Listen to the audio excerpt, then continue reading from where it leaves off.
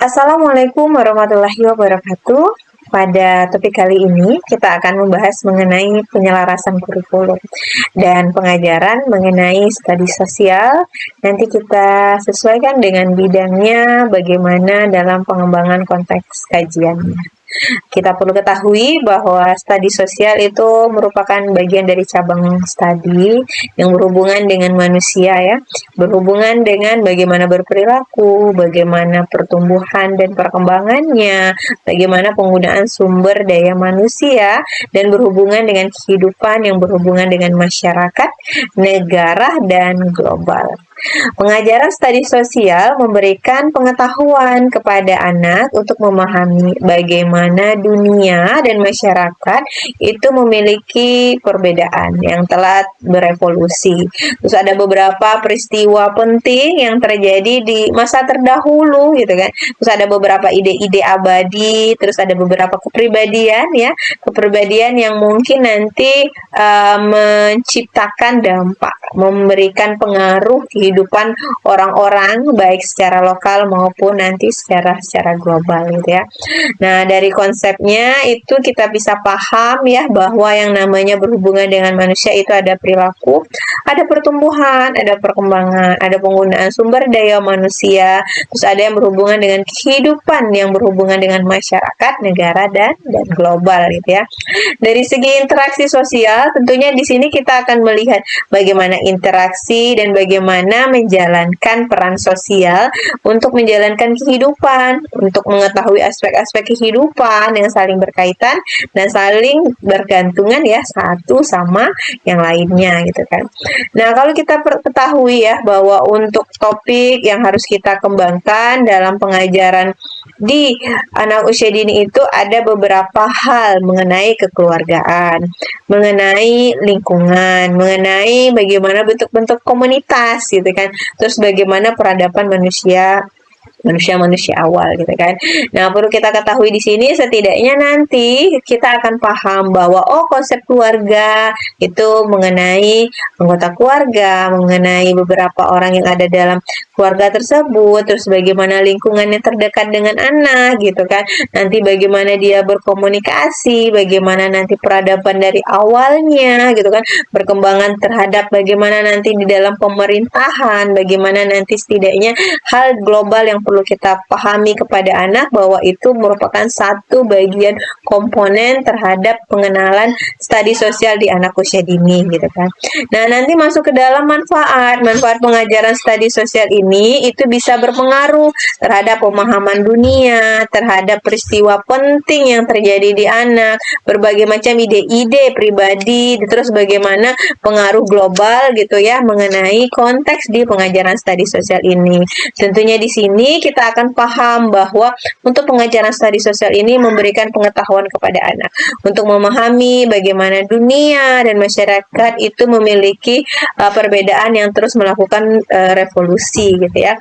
Begitupun dengan peristiwa hal yang penting. Jadi di sini kita pengajaran mengenai peristiwa-peristiwa yang telah terjadi di masa terdahulu boleh kita ceritakan, boleh kita tampilkan dalam bentuk hal video gitu kan, ataupun mungkin dalam bentuk visual-visual yang gampang dipahami oleh anak gitu ya. Nah, kemudian mengenai ide-ide abadi gitu kan. Jadi anak dapat mempelajari ide-ide abadi bisa jadi dari segi filosofi, terus dari simbol, lambang negara gitu kan. Setidaknya nanti beberapa tokoh-tokoh yang itu merupakan bagian dari konsep pahlawan yang sudah dikembangkan di pengajaran di konteks di lingkungan sekitar anak di dalam suatu negara tersebut gitu kan. Terus pengaruh global di sini sangat banyak sekali gitu ya. Bagaimana televisi, bagaimana dunia internet, bagaimana dunia AI gitu kan, itu mempengaruhi untuk pengembangan pola di konteks di dalam pemikiran anak gitu ya. Untuk pemahaman struktur masyarakat itu mengenai kesadaran struktur, terus mengenai pengelolaan, mengenai aturan itu saling terintegrasi. Jadi hal-hal ini itu dapat membantu bahwa di dalam suatu masyarakat walaupun kita berbeda-beda, namun tetap memiliki satu hal yang sama, tentunya akan dikelola secara bersama-sama dan saling berstrukturan dan saling terintegrasi gitu ya. Jadi adapun hal yang relevansi terhadap kurikulum itu yang pertama itu mengenai STPPA. Kalau dari STPPA biasanya itu kan selalu berhubungan dengan standar perkembangan. Jadi kepanjangan dari STPPA itu kan standar tingkat pencapaian perkembangan anak, yang dimana di standar tingkat pencapaian perkembangan anak itu kan sesuai dengan rentan usia, dimana usia yang di bawah 1 tahun itu biasanya per 3 bulan gitu kan, dari 0 sampai 3 bulan, terus 3 sampai 6 bulan, 6 sampai 9 bulan, 9 sampai 12 bulan, begitupun nanti sampai tahap selanjutnya gitu kan, perlipatan 1 tahun sekali gitu kan. Nah, nanti untuk pengembangan konsep itu biasanya ada yang saling berhubungan mengenai kajian teori, saling berhubungan mengenai pengembangan penelitian yang berhubungan dengan studi sosial di anak usia dini gitu kan. Nah, nanti kita masuk ke dalam implementasi. Untuk diimplementasi ini kita paham dulu, oh ada beberapa kurikulum yang sudah dikembangkan di anak usia dini, kita pilih yang mana yang bisa berkaitan terhadap pengembangan studi sosialnya. Relevansi nggak ini terhadap rentang usianya? Terus kok terlalu sulit kah ataukah terlalu mudah ini untuk aktivitas kegiatan studi sosialnya? Dan itu kita harus telah dulu, oh setidaknya di usia ini pas kita lakukan, dan dia ini bisa kita kembangkan dengan alternatif dengan pengajaran yang bervariasi kembali gitu kan. Nah, untuk pengembangan kurikulum itu untuk di studi sosial itu setidaknya pahami dulu materi. Sudah pahami materi, maka kita bisa melakukan inovasi pengajaran. Inovasi pengajaran itu biasanya itu akan kita tambah dari pengajaran, inovasi pengajaran yang berhubungan dengan bagaimana strategi, bagaimana pengembangan materi yang bisa kita sesuaikan sesuai dengan bahan ajar, sesuai dengan culture di suatu sekolahnya, sesuai dengan kreativitas yang guru sudah rancang gitu kan. Nah, untuk penyesuaian tujuan di sini kita bisa capaikan dengan capaian pembelajaran gitu kan. Untuk capaian pembelajaran itu biasanya disesuaikan dengan konteks yang mau kita kembangkan, setidaknya ada beberapa indikator yang kita libatkan di dalam sana gitu ya. Nah, untuk metode pengajaran studi sosial ini, kalau dari segi metode gitu ya, nanti setidaknya bisa kita kembangkan untuk pengajaran yang berhubungan dengan tekniknya, strateginya gitu kan, terus metodenya, modelnya, mungkin nanti ada yang berhubungan dengan pendekatannya, itu boleh saja. Setidaknya konsepnya tetap sama, bermakna, terus menyenangkan untuk anak gitu ya. Nah, nanti untuk kompetensi setidaknya dari segi yang harus dilakukan oleh mahasiswa ya, setidaknya setelah kita paham, kita akan melakukan penyelarasan kurikulum, baru kita pilih dari segi pengajaran di studi sosialnya gitu kan. Setidaknya dari paham tentang kurikulum dan penyelarasan dalam pengajarannya, nanti kita akan mentelaah dulu beberapa sumber pustaka. Mungkin mahasiswa bisa silakan mencari terlebih dahulu beberapa kajian untuk memperdalam kembali pemahaman mengenai bagaimana konsep kurikulum itu masuk ke dalam konsep pengajaran yang bisa kita kembangkan di pengajaran di studi sosial anak gitu kan. Terus beberapa latihan dan soal yang itu nanti bisa kita lakukan di setiap topik pertemuannya. Terus kita akan melakukan pemahaman ya, ada beberapa nanti tes ya yang kita sebut nanti di kolom kuis untuk melihat pemahaman dari mahasiswa terhadap materi yang kita bahas saat ini. Terus kita akan melihat bagaimana nanti penguasaan mahasiswa dari segi materi per setiap topik gitu kan. Nah, perlu kita ketahui bahwa dasar pengajaran studi sosial itu kalau kita lihat gitu ya, jadi anak-anak itu kan pada dasarnya dia lahir sudah mengenal yang namanya konsep sosial dari dalam dirinya. Hal ini bisa kita gambar bahwa ekspresi anak terhadap apa yang dia lihat, ekspresi anak terhadap respon yang dia dengar, bagaimana nanti dia akan melihat, oh sesuatu anak yang bayi pun nanti dia bisa menunjukkan interaksi yang itu pada dasarnya kita belum mengajarkan, tetapi itu sudah lumrah lahir dalam diri anak gitu kan. Begitupun nanti dari pada tahapan balita, pada tahapan prasekolah, pada tahapan sekolah dasar, itu pada dasarnya adalah latar belakang bahwa konteks studi sosial itu sudah di latar belakangnya sudah dimiliki gitu kan. Terus masuk ke dalam evaluasi bertahap gitu kan. Nah, dari sini kita akan bisa melihat bagaimana nanti memahami konsep lingkungan fisik, bagaimana memahami konteks sosialnya, bagaimana nanti memperluas komunikasi dan menyadari bahwa anak juga merupakan warga negara gitu ya. Nah, untuk pentingnya konsep studi sosial ini itu merupakan bagian dari kurikulum. Setidaknya dalam kurikulum ini itu ada yang kita pilah, kita kembangkan yang mengarah ke ini masuk ke sekolah dasar dulu, ini masuk ke prasekolah, ini masuk ke dalam perguruan tinggi gitu kan. Jadi pilah-pilahan itu adalah bagian yang harus kita telah terlebih dahulu gitu kan. Untuk peran pentingnya di sini kita akan melihat bahwa studi sosial itu merupakan masuk ke dalam konteks pengajaran ya, atau mata pelajaran yang memiliki peran penting untuk kehidupan. Karena apa? Sesuatu individu itu tidak akan bisa berkembang, tidak akan bisa lebih dikenal orang lain, terus hasil karyanya tidak bisa diapresiasi, tidak bisa kita kembangkan kembali apabila konteks studi sosialnya itu tidak bagus, konteks studi sosialnya itu tidak dikembangkan, maka itu juga akan menjadi stuck gitu kan. Jadi kita pintar namun kita tidak bisa bermanfaat untuk orang lain gitu kan. Hal itulah yang harus diminimalisir dan jangan sampai itu terjadi gitu kan. Nah, untuk kombinasi mata pelajaran yang berhubungan dengan konteks studi sosial itu ya, ada yang berhubungan sejarah, ada yang berhubungan dengan ilmu budaya, ada yang berhubungan dengan ilmu politik, ada yang berhubungan dengan ekonomi, ada yang berhubungan dengan sosiologi, ada yang berhubungan dengan psikologi, ada yang berhubungan dengan antropologi, ada yang berhubungan dengan bahasa, kemudian ada yang berhubungan dengan asesmen perkembangan, ada yang berhubungan dengan geografi, ada yang berhubungan dengan kewarganegaraan, dan setidaknya masih banyak lagi yang perlu kita kembangkan untuk berhubungan dengan konteks studi sosial itu. Untuk pendekatan terpadu dalam studi sosial itu ada berhubungan dengan pengajaran berorientasi proyek gitu kan. Jadi setidaknya proyek-proyek itu sudah bisa kita lakukan di anak usia dini. Tentunya di sini setidaknya kita sudah prepare dulu. Nanti kita mau lakukan pendekatan berorientasi proyek apa sih gitu kan. Bagaimana nanti tahapan proyeknya gitu kan. Soalnya kalau sudah dari dulu gitu ya, sebenarnya John Dewey itu sudah mengatakan bahwa proyek-proyek yang bisa dilakukan di anak usia dini itu suatu hal yang saling terintegrasi, suatu hal yang bisa dilakukan oleh setiap individu walaupun di usia prasekolah gitu ya. Nah, untuk pengalaman langsung itu harus bisa tereksplor gitu kan. Jadi aktivitas-aktivitas yang berhubungan dengan anak langsung, terus kemampuan dari segi memahami sesuatu hal, sendiri melakukan eksperimen terhadap aktivitas yang dia lakukan, itu sudah perlu harus dilakukan dalam konteks pengajaran konteks studi sosial ini gitu kan. Nah, contoh-contoh setidaknya ada beberapa pendekatan berorientasi terhadap proyek terpadu gitu ya. Jadi dari observasi awal. Misalnya nih, di bulan Desember terlibat di televisi orang-orang mengenalkan pakaian gitu kan. Atau di bulan Agustus anak-anak mengenal konteks 17 Agustus hari kemerdekaan gitu kan. Nah, kemudian ditindaklanjuti guru anak gitu kan. Dia melibatkan mungkin ada peran iklan dalam menentukan pakaian yang akan dikenakan oleh anak gitu kan.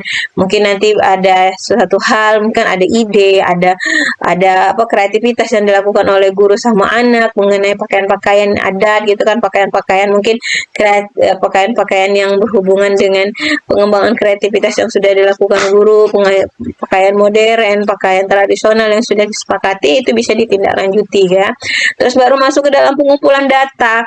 Nah, di sini nanti kita akan mengenakan di sini setidaknya ada yang berhubungan dengan aktivitasnya. Misalnya menggunakan pakaian petani, maka kita sesuaikan dengan konteksnya. Kegiatannya adalah aktivitas di persawahan, aktivitasnya di kebun gitu kan, atau aktivitasnya berhubungan dengan ladang, maka di situ kita menggunakan konteksnya saling berkaitan terhadap apa yang sudah kita rancang di observasi awal dan tindak lanjutnya gitu kan.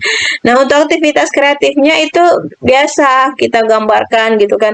Boleh nanti anak praktek langsung, bisa nanti menggunakan alat peraga gitu kan, atau mungkin nanti dia melakukan peran yang khusus yang bisa dilakukan secara bersama-sama dengan anak, itu bisa menjadi bagian dari proyek gitu ya.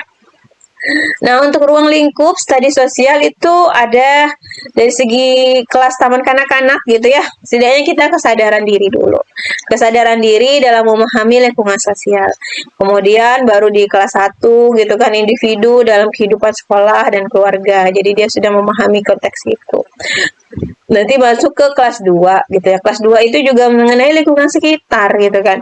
Jadi lingkungan sekitarnya itu sudah lebih luas kembali gitu kan, yang ada di masyarakat, yang ada di sekolah, yang ada yang di sekitaran lebih luas lagi yang ada di sekitar masyarakatnya gitu kan. Begitupun di kelas 3 dia telah memahami konsep buminya, bagaimana melakukan proses ekonomi, bagaimana proses komunikasi, bagaimana saling berinteraksi. Untuk di kelas 3 itu sudah sangat bagus sekali gitu ya. Nah, untuk tema di NCCC itu banyak sekali gitu ya. Nanti ada yang berhubungan dengan 10 konsep tema besar ya. Nanti kita akan pilah setidaknya untuk konsep di NCCC ini nanti kita akan kembangkan dia secara spesifik yang itu bisa dilakukan di anak usia dini gitu ya. Nah, untuk proses berbasis intuisi nanti bisa kita kembangkan juga dari 10 tema tersebut gitu kan. Begitupun dengan manfaat dari proses intuisi di sini, setidaknya kita tumbuhkan dulu rasa ingin tahunya anak dalam proses pengajaran yang berbasis intuisi ini gitu ya. Nah, nanti kita akan ambil beberapa subjek yang hal penting ya mengenai pembelajaran sosial, itu mengarah ke bagaimana pembelajaran sosialnya, bagaimana pengembangan konsep dirinya gitu kan, bagaimana pengembangan karakternya gitu ya. Nah, nanti untuk isi akademis gitu ya. Untuk isi akademis itu ada yang berhubungan dengan 10 tema yang ada di NCCC. Nanti untuk komunikasi itu juga sama. Untuk komunikasi itu disesuaikan dengan rentan usia, disesuaikan dengan kelas, boleh saja gitu ya. Untuk memahami dasar itu biasa keterlibatan sipil sebagai warga negara yang baik, yang berhubungan dengan kebijakan-kebijakan yang harus kita lakukan sebagai warga negara yang bagus, itu bisa kita kembangkan di sana. Ada beberapa contoh dalam penerapan konten sosial di anak usia dini gitu ya. Tidaknya dari segi pengembangan karakter. Jadi kayak seperti sambil membangun struktur balok bersama-sama. Anak-anak kecil dapat belajar bernegosiasi, memecahkan masalah dan mengatasi perasaan yang kuat gitu ya. Nah, kalau dari pembelajaran sejarah gitu kan. Di kelas dasar anak-anak disuruh di setiap negaranya membiasakan mempelajari secara komunitas gitu kan. Terus mengenai negaranya, setidaknya dari warna negara, dari bentuk negaranya, dari lambang negaranya gitu kan. Terus bisa jadi lagu-lagu daerahnya gitu kan, atau lagu-lagu nasionalnya, itu masuk ke dalam konsep pembelajaran sejarah gitu kan. Untuk dari segi kehidupan kelompok itu balita pun bisa mengembangkan dari segi pemahaman kehidupan kelompok gitu kan. Jadi seperti dia menyimpan mainan gitu kan. Terus nanti mainannya dia bagi lagi sama yang lain, atau dia ambil kembali lagi mainannya itu gitu kan. Terus dia bercerita tentang mainan yang dia gunakan ini fungsinya untuk apa. Nanti dia bermain bersama-sama, itu sudah masuk ke dalam aktivitas kegiatan kelompok mulai dari konteks di usia balita gitu ya. Nah, untuk konsep keragaman gitu ya. Jadi di sini ada anak-anak dari segala usia itu menghargai keragaman teman. Terus keragaman teman yang ada di kelasnya, begitupun keragaman teman antar kelasnya gitu ya. Nah, untuk pengembangan diri dalam dunia sosial untuk bayi dan balita itu bisa kita stimulasikan ya. Untuk stimulasikan dari orang dewasa. Jadi dari segi bagaimana warga yang termuda itu yaitu bayi dan balita itu mengembangkan dirinya dalam dunia sosial, memerlukan penstimulasian dari orang dewasa gitu ya. Kemudian menyediakan mainan di mana orang dewasa dapat meningkatkan pengembangan diri dengan mengenakan mainan, terus menggunakan bahan-bahan mainan yang aman, terus penuh dengan warna, hal-hal yang menarik. Tentunya itu menjadi sesuatu hal yang menjadi keinginan ya, menjadi kebutuhan yang ini kayaknya saya perlu lakukan, ini sepertinya suatu hal yang ingin saya coba bagi diri anak gitu ya. Nah, untuk bermain dan interaksi itu dari segi bayi dan balita pun juga saling bermain gitu ya, walaupun ada yang bermain dengan sendiri maupun dia bermain dengan interaksi dengan temannya gitu kan. Jadi di sini banyak konsepnya yang bisa kita kembangkan di pengajaran di anak usia dini. Untuk peran guru dalam pengembangan sosial anak usia dini itu ada yang mendorong rasa hormat ya. Jadi di tahun-tahun awal itu biasanya kita akan mengajarkan konsep rasa hormat dulu kepada anak, otomatis dari segi hormat kepada orang tua, hormat kepada guru gitu kan, terus saling menghargai sesama temannya gitu kan. Nah, untuk metode pengajaran itu biasanya kita akan lihat setidaknya metode yang sering kita gunakan itu metode bernyanyi, metode bercerita, metode menampilkan media visual gitu kan, metode praktek menggunakan beberapa kegiatan yang berhubungan dengan lembar kerja anak gitu kan. Itu adalah metode pengajaran yang bisa kita kembangkan untuk pengajaran di konteks studi sosial ini gitu ya. Nah, untuk di studi sosial itu untuk prasekolah setidaknya kita paham dulu struktur konten gitu ya. Untuk struktur konten itu ada beberapa hal yang bisa kita kembangkan untuk di usia tahapan di awal-awal gitu ya, di awal-awal mengenai bagaimana di tahun-tahun prasekolah dan di sekolah dasar itu ada namanya konteks berbasis tema. Konteks berbasis tema itulah yang bisa kita kembangkan di anak gitu kan. Jadi tema biasanya itu berhubungan dengan suatu hal yang dekat dulu dengan diri anak. Kemudian baru sesuatu hal itu lebih dikembangkan kembali gitu kan. Berbagai macam untuk tempat gitu ya. Untuk tempat di sini juga banyak gitu ya. Ada yang disesuaikan dengan taman, kadang ada yang disesuaikan dengan laboratorium, ada yang disesuaikan dengan konteks objek-objek wisata gitu kan. Itu tentunya disesuaikan dengan pengembangan yang harus kita lakukan. Nah, nanti mengenai tujuan utama, untuk mengenai tujuan utama ini biasanya kita saling terintegrasi. Apa sih yang mau diinformasikan? Apa sih yang perlu dipublikasikan untuk warga dan masyarakat kepada diri anak gitu kan? Bagaimana kita mengajarkan konteks budaya, terus bagaimana kita mengenalkan konteks dunia gitu kan? Jadi di sini kita sudah mengarah ke bagian tujuan utama yang harus kita lakukan terlebih dahulu gitu kan. Nah, untuk pengembangan kewarganegaraan setidaknya hal yang sederhana dari segi makan. Bagaimana nanti anak bisa mengenal gitu kan. Oh, kita sebagai warga negara itu setidaknya kita bisa bertanggung jawab untuk konteks makan, kita harus seperti apa. Terus bagaimana kita berpakaian, baik pakaian ada di rumah, di masyarakat, waktu pakaian ada aktivitas mungkin keadatan, pakaian berhubungan dengan aktivitas yang ada di masyarakat itu seperti apa. Begitupun dengan tempat tinggal gitu kan. Tempat tinggal kita ini komunitasnya seperti apa, bagaimana kita bersosialisasi di tempat tinggal kita, bagaimana nanti kita berinteraksi dengan saudara-saudara di sekitaran rumah kita gitu kan. Begitupun di aktivitas-aktivitas yang ada di sekolah gitu ya. Aktivitas sekolah di sini ya gitu, ada yang namanya nanti berhubungan dengan guru, berhubungan dengan temannya, berhubungan dengan aktivitas kegiatan main yang harus dilakukan di sekolah gitu ya. Nah, untuk proses biasanya ada beberapa peningkatan yang bisa kita lakukan. Setidaknya kita mengembangkan tema dulu gitu kan. Terus kita analogikan apakah dengan tema ini bisa dilakukan oleh anak ataukah bisa dilakukan oleh guru gitu kan. Kemudian baru kita melakukan kegiatan di sini nanti kita akan ringkas, oh setidaknya kegiatan yang kita lakukan itu sudah efektif, kegiatan yang kita lakukan itu bagus diterapkan, kegiatan yang dilakukan kita itu tidak terlalu gampang dan tidak terlalu sulit gitu kan. Nah, baru nanti kita bisa menyimpulkan, oh kegiatannya ini bisa saling terintegrasi, bisa saling dikembangkan lagi, apa yang perlu kita kembangkan gitu kan. Nah, kalau kita mau nanti untuk melihat apa yang bisa kita gambarkan gitu kan untuk dalam pengajaran di anak, itu yang pertama itu melalui gambar dulu, kemudian kita melalui peta gitu kan, kemudian kalau ada bagan boleh saja, nanti kalau seandainya diorama juga boleh kalau emang sekolahnya mampu, atau melalui suatu hal yang visual gitu juga tidak apa-apa gitu kan, dari video mungkin nanti ada gambar-gambar yang bergerak gitu kan, ada poster-poster, ada gambar-gambar yang menggunakan PowerPoint juga, itu tidak apa-apa, tidak masalah gitu ya. Nah, banyak sekali manfaat dalam pengajaran studi sosial ini. Setidaknya anak tidak hanya menggunakan keterampilan individual sosial dalam menyelidiki, namun di sini ilmuwan itu setidaknya dia sudah menjelajah, oh konsep ilmu itu sangat luas sekali, apalagi yang berhubungan dengan konteks sosial karena bisa sampai ke konteks global gitu ya. Keterlibatan sipil di sini ya, kita sebagai warga negara yang baik, itu setidaknya manfaatnya sangat banyak sekali. Jadinya nanti kita bisa mengarah ke aktivitas-aktivitas yang produktif sebagai warga negara sipil sesuai dengan konteks usia anak gitu ya. Untuk literasi tentunya di sini hal yang sangat penting karena apa? Kita tidak akan mengenal sejarah bila kita tidak pernah membaca, tidak pernah mendengar, tidak pernah mengetahui sesuatu hal yang belum diceritakan oleh orang lain. Makanya itu literasi di awal sudah harus kita kembangkan dulu untuk pengajaran konsep studi sosial ini gitu ya.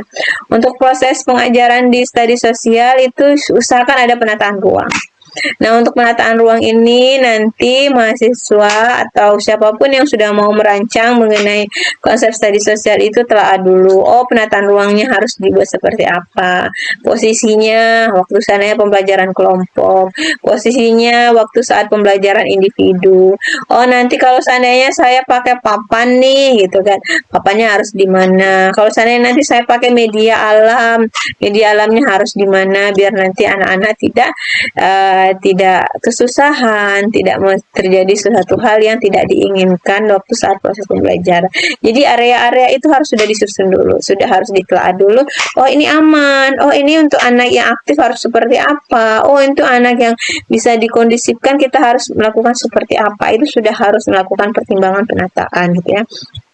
Nah, untuk penyesuaian dengan kegiatan, otomatis dalam penyesuaian dengan kegiatan ini kita bisa menggunakan peralatan, kita bisa menggunakan bahan-bahan tentunya yang mendukung. Mendukung terhadap aktivitas kondusif dari segi proses pembelajarannya ya. Oke, demikianlah topik kita pada video kali ini. Assalamualaikum warahmatullahi wabarakatuh.